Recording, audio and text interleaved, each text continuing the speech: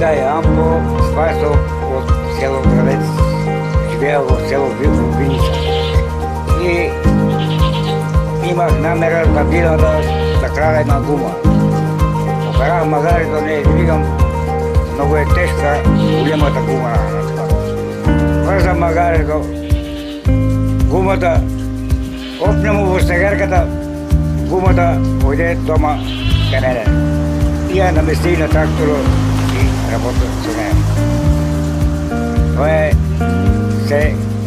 Аз не съм крал, полиция дойде на лице место, викам, него айдухо, викам, ще така да го пратя го.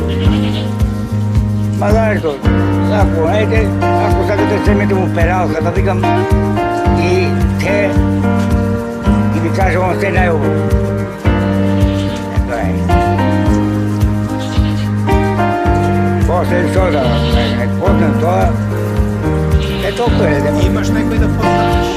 Имам я да познам, не, викам само, имам по Канада, не, викам, поздравям ги на Цецо, брат му, той е отдавна ликовно, той е митник. И да го поздравям, него е много хубаво. Поздравям го Цецо. Аз ще го поздравям, Дончето Лепотранче, той е. Кой пита, оли, другите си да ги поздравям. Да, той е Амбо. Jedno,